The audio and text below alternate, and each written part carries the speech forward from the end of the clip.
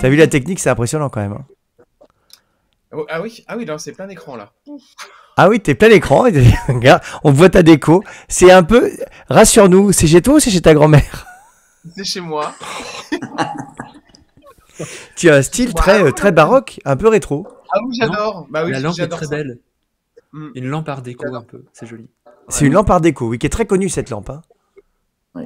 Ah oui, oui, oui, oui. Ah bah c'est des trucs. Tu sais, parce que comme j'habite en Bretagne, du coup, j'étais dans mon petit coin avec mes parents, et donc du coup, à chaque fois, je voyais des trucs dans les films, et je me suis dit, quand j'aurai mon appartement, je vais tout mettre dedans.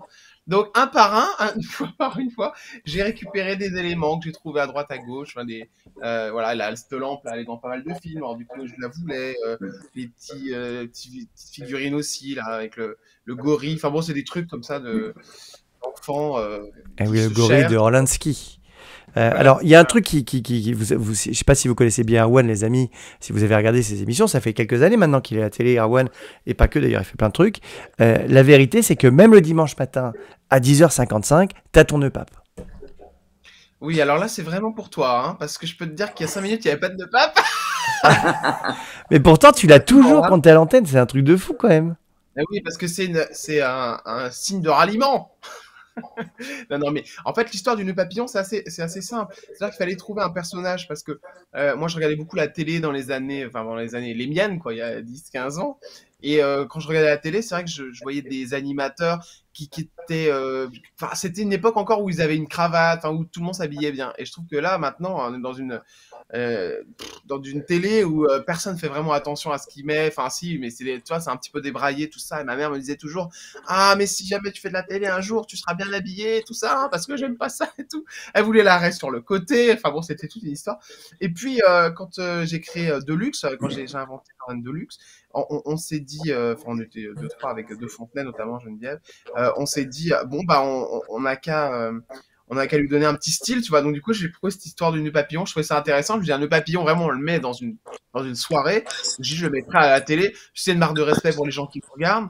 Et voilà. Donc, du coup, j'ai trouvé ça plutôt, je trouvais ça plutôt intéressant. Et au final, bon, bah, après, ce qui est bien aussi, c'est que quand tu l'enlèves, t'es Et vraiment plus. Deluxe d'ailleurs, Deluxe, hein, c'est pas ton vrai nom, hein, tu t'appelles pas Non, vraiment non, Deluxe, mais t'as non, non. changé parce que t'es fan du McDo, c'est ça, du Royal Deluxe?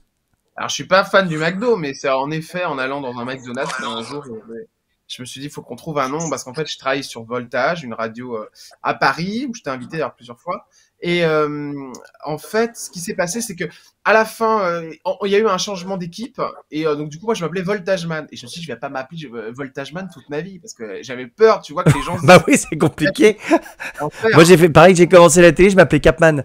Ouais. J'ai pas gardé ce nom-là toute ma vie, tu vois. Bah ouais, tu vois, donc il fallait trouver un truc, et j'ai réfléchi, je me suis dit, il faut que je trouve quelque chose.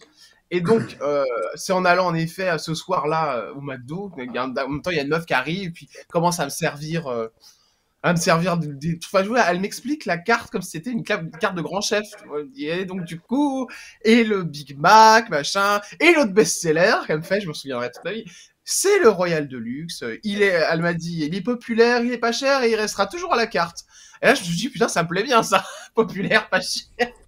Et surtout, rester toujours à la carte dans ce monde de fou qui est la télé. Donc, du coup, je me suis dit, bon, ouais, je vais faire de luxe, puis j'ai mis une particule, j'ai déposé le nom. Et puis, bah, c'est resté comme ça. Puis, en fait, les gens à Paris m'appelaient Deluxe tout le temps après. Et voilà, on m'a dit de le changer le nom. Ça, tu sais, le nombre de fois, on m'a dit, arrête ce nom, qui est ringard, enlève ton nœud papillon, tout ça. Il n'y a pas encore longtemps, tu vois, quand je suis arrivé sur C8, le groupe avec lequel je bossais voulait que j'enlève mon nœud papillon. Et tu vois, je l'ai dit chez Cyril il y a 2, 3 jours, là, sur TPMP. C'est Cyril qui a dit, non, on n'enlève pas le nœud papillon parce que c'est quand même le côté personnage, tout ça. Donc voilà, on a gardé le nœud papillon et le Deluxe. Je trouve que c'était un tout. Et puis, moi, j'ai toujours aimé les personnages. Tu sais, il y avait Emmanuel Debrandt avant, il y avait comment il s'appelle, Lagarfel. Alors, je me compare pas à ces gens-là, mais De Fontenay. Enfin, tu vois, j'aime bien ces personnages, tu vois, ces gens un petit peu hors temps. J'ai toujours aimé ça. Et je dis pas qu'un jour, je l'enlèverai pas, mais pour l'instant, ça me plaît bien, je trouve ça drôle. Puis tu vois, quand je le mets dans une soirée, les gens sont toujours contents. Enfin, ils aiment bien tu vois, quand je le mets pas, les gens me le demandent, donc ça me fait toujours Ah bah rire. oui, c'est sûr, on a Voilà. l'habitude maintenant. En tout cas, t'es prêt à monter Voilà. les marches du Festival de Cannes directement, quoi. T'as même pas besoin de te Ouais, changer. je suis tranquille, oui. C'est dans une semaine, donc 2 semaines, je crois, donc Ouais, c'est ça, c'est dans je pas suis trop longtemps. ready. Alors, bon, on te connaît bien, ça fait des années maintenant, donc on l'a dit, tu as commencé à la radio et tout ça.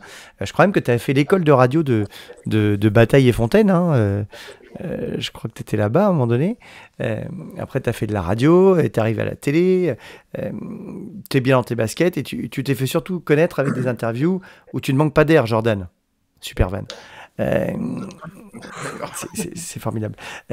Qu'est-ce que ça va te faire d'être interviewé ce matin? C'est bizarre, non? Ça te change un peu quand même. Ouais, je déteste cet exercice, c'est vraiment quelque chose que je n'aime pas du tout. Bah c'est quand même incroyable. C'est vraiment comment dire, l'arroseur arrosé. Tu passes ta vie à faire ça à tout le monde et toi t'aimes pas qu'on te le fasse. Bah ouais, mais ouais, je sais pas, non, c'est pas, non, parce que je me livre pas énorme, enfin, si, en fait, si on me pousse, je me livre assez facilement, en fait, donc du coup, des fois, je fais des conneries. Car là, on te voit. J'adore la photo de gauche, t'es très jeune avec ton nœud pape blanc, là. Celle-là, elle est géniale. Ouais.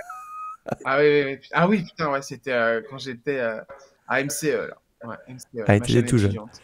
En tout cas, bon, écoute, donc, là maintenant, tu es tous les matins sur C8 à 9h. Donc ça, c'est génial. Pour toi, c'est la plus grosse exposition que tu as eue, hein, chaque année. Cric, cric, cric. Tu montes un petit peu d'un cran. Merci Cyril Hanouna ou pas? Comment t'es arrivé là? Merci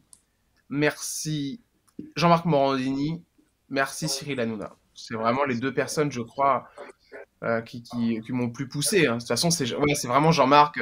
Après, je pourrais dire aussi merci la radio, parce qu'on m'a fait confiance et tout, mais qui m'a sorti un peu de l'anonymat, on va entre guillemets, hein, modestement, hein, parce qu'on est tous au même échelon, mais c'est vraiment Jean-Marc, parce qu'en fait, si tu veux, un jour, j'ai monté une émission qui s'appelait Tout peut arriver sur Voltage, et on recevait des artistes divers et variés, et un jour, on reçoit Pierre-Jean Chalençon, le mec d'Affaires conclues, à l'époque.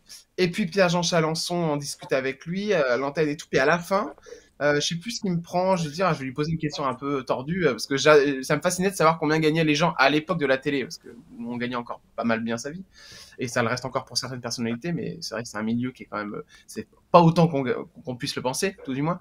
Et je pose la question à Chalençon, je lui dis alors vous gagnez combien? Et il me sort je gagne 1500 € par jour, mais ce n'est rien. Et là je me dis mais c'est pas possible. Moi j'étais choqué par la phrase, et puis j'ai un pote qui me dit non mais de toute façon c'est normal, tu sais ils sont habitués dans ce milieu.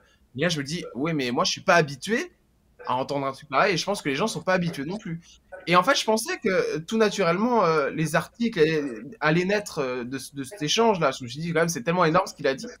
Et donc du coup, comme il n'y a rien eu le lendemain, je me suis dit, bon, bah, je vais envoyer la séquence. Donc, j'ai appelé Télé Loisirs, Télé 7 jours, j'ai appelé toutes les rédactions. J'ai dit, est-ce que je peux vous donner des extraits de mon émission?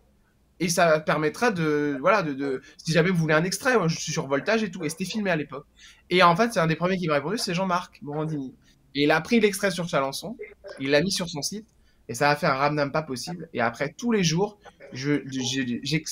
j'exportais des extraits que j'envoyais donc du coup aux rédactions, et ça a commencé à monter comme ça, voilà, et on parlait de l'émission gentiment. Et puis un jour, je me souviens, Jean-Marc Morandini me dit, enfin on se parlait par WhatsApp, et un jour il me dit bah, écoute Jordan, t'as qu'à venir, je tourne une émission, viens après l'émission. Je viens, ça a duré 3 minutes. Hein. C'est des gens, c'est comme Cyril, hein, c'est 3 minutes. J'arrive, et puis il me dit bon allez viens 2 secondes, viens avec moi. Il sort de son équipe, et puis je viens sur le plateau, c'était le plateau de Morandini Live actuel là sur CNews. Et il me dit bon tu veux faire de la télé? Je dis ah bah oui ça j'aimerais bien. Et il me dit bah très bien, et ben on va monter une émission et puis on se voit demain avec le patron. Et ce sera sur Non-Stop People. Moi j'étais comme un fou, tu vois, je me dis mais est-ce que c'est vrai, est-ce que ça va se faire? Le lendemain le patron m'appelle, on prend rendez-vous, et c'est là toute la force de ces gens de télé, c'est que pendant à peu près 1 heure d'émission, 1 heure de rendez-vous avec Jean-Marc, j'ai exposé des idées, sauf que en fait, Jean-Marc savait déjà ce qu'il voulait faire. Il voulait faire une émission où je pose des questions avec des cases, et puis voilà, toutes les questions qui fonctionnent. Mais tu vois, c'était bien amené, parce que pendant 1 heure, j'ai cru que c'était mon émission que j'allais faire, et en fait, étape par étape, je me suis rendu compte que l'idée venait de moi, mais en fait pas du tout, parce qu'ils avaient déjà prévu l'émission et tout, mais c'était super élégant, tu vois. En fait, ils avaient préparé la petite émission, le petit truc, et puis on l'a appelé l'Instant de Luxe. Ça a duré pratiquement 4 ans. On a reçu un petit peu de tout le monde. Oui, je crois que je suis venu 2 ou 3 fois d'ailleurs. Ouais, t'es venu 2 ou 3 fois. Ah oui, je m'en souviens. Ça a bien marché à chaque fois. Et puis après, on l'a agrandi, il est passé en 26 minutes. Et puis après, la chaîne s'est arrêtée. Une fois que la chaîne s'est arrêtée, je me suis retrouvé, je me suis retrouvé sur c'était, oui, oui, oui, bien sûr, c'était ça. Hein. Télé Je suis en train de Loisirs. réfléchir. Ouais, non, c'est pas Télé Loisirs. Juste avant, il y a eu Téléstar. Je me suis chez Téléstar. Et après, j'ai été pris par Télé Loisirs. Télé Loisirs m'a débauché. On a fait 6 mois avec Télé Loisirs. Et puis cet été, enfin le dernier été, je parlais un peu avec Cyril, tout ça, de l'émission, parce qu'elle prenait pas mal d'extraits en TPMP. Et puis un jour, il m'a appelé un matin à 9h. Et il m'a dit bon, Jordan, parce qu'il appelle pas souvent, hein. Cyril, quand il appelle, déjà quand il répond, c'est beau. Alors quand il appelle, t'es là, t'es devant ton téléphone, t'attends. Hein. Et il me dit, bon, bah écoute, est-ce que ton EP Papillon est dispo pour la rentrée? Je dis, bah bien sûr, et tout. Et là, il me dit, bon, bah ça tombe bien, t'es sur C8. J'avais pas l'horaire, ça devait être à minuit à la base, puis après, c'est passé à 9h. Et il m'a dit, bon, on va te donner une case. Franck Apieto m'a appelé après très gentiment, on a discuté. Il m'a dit, bon, on a bien réfléchi avec la chaîne, tout ça. Donc c'est Cyril qui en avait parlé à Franck Apieto, puis ça s'est fait en 2 minutes, quoi. Et on est devenu un des rendez-vous du matin. Avant, c'était une petite novella. Et puis, au niveau audience, ça a commencé à 3000. Puis, bah, là, on arrive à faire, tu vois, là, en semaine de vacances. Alors, toi, ça va te faire rire parce que forcément, avec l'émission que tu as faite, bon, vous faisiez des records énormes. Mais bon, en gros, sur ces 8, ça oscillait avant à 3000. Et maintenant, on arrive à faire des fois à monter à 100 000. Tu vois, à 9h, c'est pas mal. C'est plus que même TF1. Non, mais surtout, ça monte, je crois. On peut dire que ça monte un petit peu à chaque fois. Oui, ça monte un petit peu, voilà. Tu vois, là, pendant les vacances, on est à 60 000, donc c'est cool, quoi. 60 000, c'est vraiment pas, pour une période où il y a peu de monde devant la télé, c'est bien, je suis content. Puis en vrai, qu'il y ait 60 000 ou 100 000 ou 200 000, ce qui compte, c'est vraiment ce que disent les gens, parce que après, il y a des sorties, en effet, et ça, c'est top, quoi. Toutes les sorties qu'il peut y avoir sur Internet, oui, alors ça dépend des sorties, hein, parce que moi, je sais qu'à chaque fois que je viens chez toi, je me retrouve avec des articles sur moi après partout. C'est systématique, quoi. Il y a le SAV maintenant, hein, c'est clair. Il y a vraiment le SAV à gérer parce qu'il y a des artistes, c'est vrai, qui disent des choses. Et souvent, on me pose la question, mais pourquoi ils disent autant de choses? Et ben, je sais quoi, je n'ai pas la réponse. Hein. Peut-être, je crois avoir juste une réponse, juste l'écoute, quoi. Parce qu'on est vraiment dans des émissions aujourd'hui à la télé où personne n'écoute personne, quoi. Donc, t'as qu'à regarder les débats politiques. De politique, c'est un enfer, quoi. Ils s'écoutent pas, voilà. Donc, du coup, et puis les gens ont plus le temps de se raconter, tu vois. Donc, pendant 30 minutes, on a le temps de parler, voilà. Après, il y a aussi des coupes dans l'émission, donc on en enregistre 40 et on en sort 26. Donc forcément, on laisse le temps aux gens de s'épancher sur certains sujets et à d'autres sujets qu'on va couper parce qu'on estime que bon, c'est moins intéressant. Vous avez déjà regardé, les amis, les interviews de Jordan ou pas? Non. Vous avez jamais vu d'extrait parce que pas encore l'émission sur. Bah regardez, parce que en fait, ce qui est vrai, ce qui est fort, je trouve, moi, ce qui est fort, et t'as raison quand tu dis qu'on s'écoute plus, c'est qu'en fait, alors c'est vrai que tu poses des questions souvent un petit peu, voilà, qui peuvent être un peu dérangeantes, mais alors, au moins l'avantage, c'est qu'une fois qu'on est face à toi, on te répond. Je sais pas comment tu fais, tu arrives à nous tirer les verres du nez, comme dirait l'autre. Et donc, c'est vrai que t'as cette faculté-là d'arriver à ce que les gens t'écoutent. Et on va comprendre comment c'est venu avec le questionnaire du Good qui arrive juste derrière, quand je vais te poser quelques questions. On a quand même une question de Ludovic qui nous demande quelle est l'interview qui t'a le plus marqué de toutes tes interviews? Franchement, c'était une récente. Hein, c'était Isabelle Balkany qui m'a le plus marqué, je pense, de toutes. Elle m'a beaucoup marqué parce que c'était assez impressionnant de les voir débarquer déjà tous les deux. C'était la première fois qu'ils venaient faire une émission ensemble. Et bon, bah, elle traverse un cancer et j'ai trouvé très digne, quoi. Vraiment, mais ouais, très très digne, très très très gentil et très ouais, pour quelqu'un qui a vécu des trucs quand même pas faciles. Après, c'est sûr, c'est du politique et donc on aime, on n'aime pas, il y a plein de choses, tu vois, là-dedans. Mais j'ai été impressionné quand même quand je les ai vus débarquer tous les deux parce qu'elle m'a fait confiance, elle me connaissait pas, donc ça c'était cool. Après, il y a une deuxième qui m'a beaucoup impressionné, c'est celle de Jean-Marie Le Pen. Parce que là, c'était vraiment, impressionnant, quoi. Parce que j'étais chez lui dans son manoir là, à côté de chez Jean Dujardin et Mylène Farmer. C'était très drôle d'ailleurs. Donc t'as Jean-Marie Le Pen, là t'as Mylène Farmer et là t'as Jean Dujardin. Le truc n'a aucun sens. Et peut-être qu'ils se font des dîners le soir ensemble, je sais pas. Ouais, je sais pas, je pense pas. Mais bon, je pense qu'ils se crachent pas la gueule quand ils se croisent, hein, de toute façon. Après, c'est vrai, c'est des personnages, Jean-Marie Le Pen, c'est vrai que quand tu le vois, c'est vrai que des personnages assez particuliers, quoi, qu'on dit des choses qui sont pas passées. Et rien quand tu les rencontres, c'est des humains, quoi. Donc j'aime bien aussi mettre tu vois, faire le côté inverse comme ça et dire, bon voilà, c'est des humains. Après, il y a des gens que j'interviewerai pas forcément. Mais Mais ouais, il y a des gens comme ça assez impressionnants. Muriel Robin, j'étais impressionné aussi. C'était la première de l'année dernière. Muriel Robin, c'est impressionnant. C'est une femme, elle est très, elle te regarde et tu vois, elle est assez froide en fait de premier abord. Et puis dès que tu rentres dans l'interview, c'est marrant. Elle est plus ouverte pendant l'interview que hors antenne. C'est souvent le cas des invités. J'ai remarqué. Je sais pas Ah pourquoi. oui, c'est vrai que c'est souvent le cas avec toi. Et il y a Clément qui demande où est-ce que tu te vois dans 5 ans. Parce que comme tu montes, tu te vois quoi? Tu veux animer des émissions ou tu veux rester dans ton rôle d'intervieweur? Tu veux que je te dise un truc? Franchement, alors déjà, je me vois pas du tout monter, étonnamment, mais je sais pas, les gens me disent ça, mais bon, moi, je reste dans ma tête, je me dis, bon, ça va s'arrêter demain, je dis toujours ça, parce que sinon, tiens, à partir du moment où tu te dis, ça va monter, ça va exploser, on connaît hein, ce genre de carrière, et puis demain, ça s'effrite, et puis voilà, et puis on reste rien du tout, et les gens te le font très bien comprendre, de toute façon, on n'a pas plus de passe-droit, si je suis pas tant exposé que ça, après, c'est sûr que, bon, entre les TikTok, les émissions, et puis c'est vrai que les phrases qui sortent souvent des émissions, les gens, voilà, il y a une notoriété qui se crée, mais bon, j'appelle ça une notoriété de surface, donc je suis très calme là-dessus. Concernant la suite, on est en train d'y réfléchir avec peut-être proposer un nouveau programme. Après, on verra sur quoi on partira, mais je pense que je vais rester sur de l'interview. Parce que j'avais envie, en effet, de créer une petite équipe et puis de faire un truc, mais je sais pas si c'est mon rôle, en fait. Je crois que les gens attendent. On a créé une niche en interviewant des gens un petit peu, pas du passé, mais certains, comme François Valéry, des anciens chanteurs, des gens un petit peu... Raymond Vivant Excusez-moi. Voilà. Dès Non, qu'on mais dit François des gens- Valéry, ça sort tout de suite.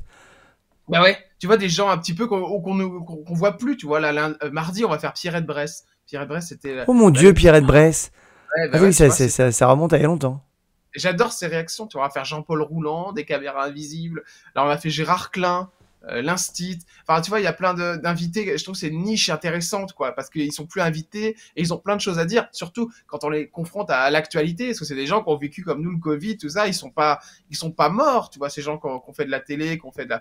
Donc j'aime bien ça, les mélanger avec des personnalités récentes.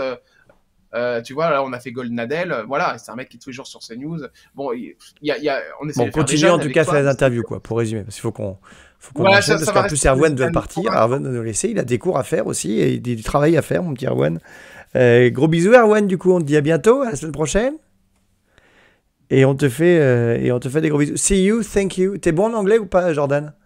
une catastrophe. Ah bah, suis les cours d'Erwan. On a plein de cours maintenant sur le goût du savoir. Tu vas pouvoir apprendre Regardez. plein de trucs grâce à Erwan. Bah, On va parler justement des matières que tu avais bien à l'école. Merci, moi, Erwan. À très vite. Gros bisous. Bye bye. Yeah, tea Salut, time. Erwan. Take your tea. Bye bye. See you. Il prend beaucoup de thé, Erwan. C'est ça, les profs d'anglais, c'est comme ça. Alors, question du goût. Quelle était ta matière préférée à l'école? c'est l'art plastique. Ah, oh, c'est étonnant, Ouais. ils l'ont. Alors, remarque, pas tellement quand on voit la déco finalement. T'as Ouais. une petite fibre artistique comme ça. Art plastique et puis philosophie, j'aimais beaucoup. Parce que j'étais dans des périodes où j'étais pas très bien, donc je lâchais beaucoup dans ma vie, tu vois. J'écrivais beaucoup de papier. Du coup, le prof de philo était très content. Bah écoute, on a Aurélie qui vient de nous rejoindre. Coucou Aurélie, bienvenue. Est-ce que le son est bon cette fois? Oui, on t'entend Aurélie. Tout va bien. Elle nous entend pas, mais nous on l'entend. Donc ça c'est le principal. Elle est avec nous en tout cas, Aurélie. On va gérer, Fred va gérer ça avec elle. Donc d'accord, passez très bien. Et la matière que t'aimais le moins? Ah là, je crois... ouais, c'était les maths. Hein. C'était les maths là. Ah les maths, mais ça c'est souvent on nous dit ça, c'est terrible quand même. Tu verras le cours de maths tout à l'heure, on va voir si tu vas comprendre. C'est très très bien. Maths, Est-ce que t'as un ouais. livre qui t'a laissé un souvenir de ta scolarité? Ah putain, c'est une bonne question ça. Hein. Oh, la question de l'horreur. Est-ce qu'il y a un livre qui m'a laissé un souvenir? Je crois que c'était un oui-oui, je te jure. En plus, je sais pas pour quelle raison, j'avais ce livre. Ah oui, oui.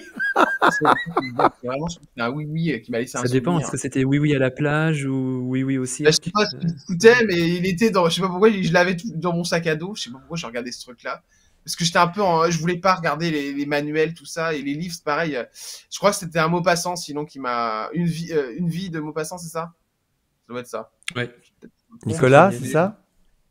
J'espère Ouais, que ouais, c'est ça. son premier roman. Ah, mais Avec voilà! une héroïne un peu qui subit une vraie tragédie, mais sinon, ouais.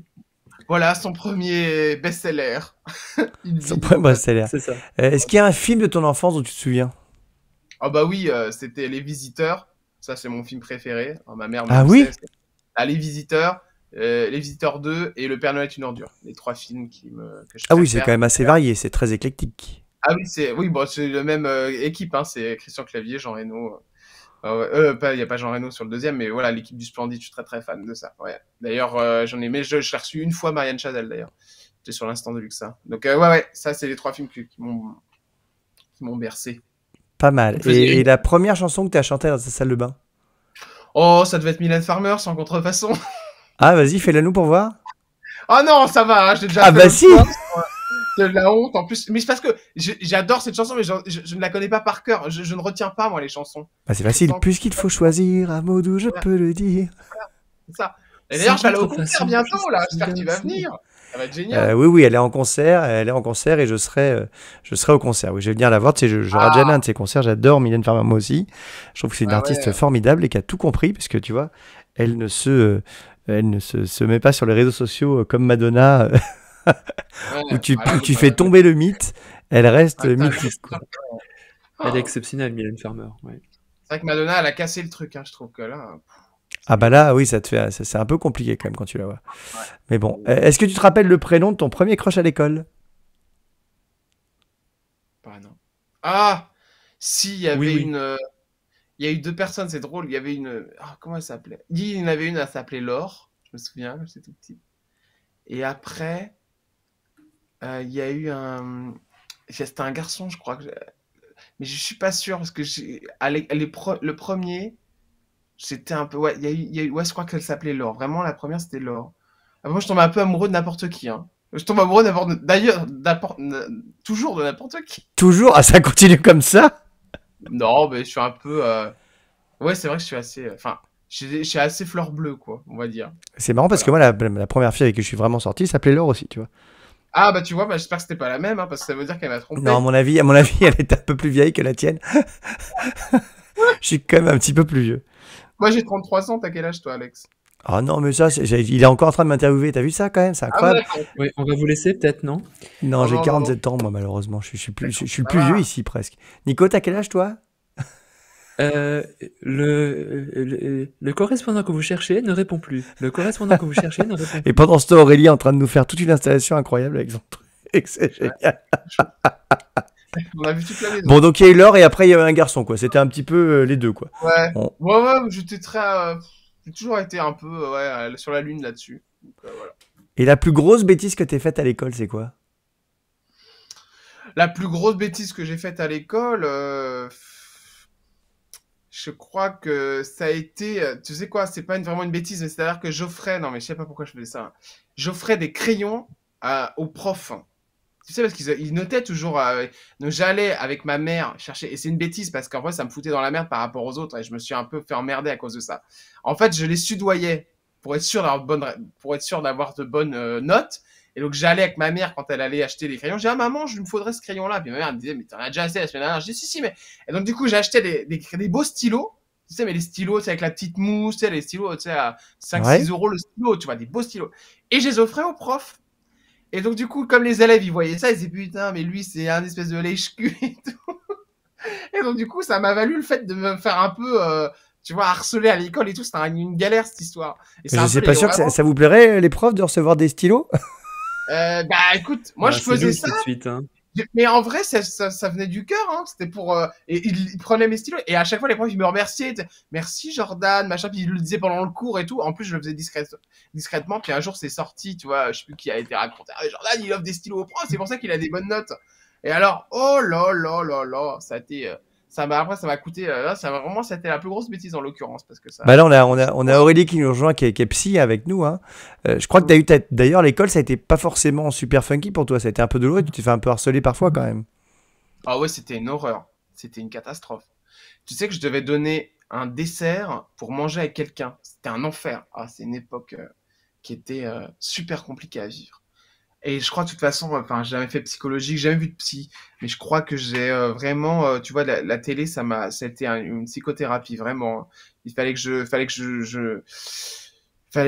parte, voilà, qu'il fallait que je fasse quelque chose et que je rencontre ces gens qui. Parce que je me suis vraiment réfugié dans la télé quand j'ai arrêté, tu vois, quand j'ai arrêté l'école.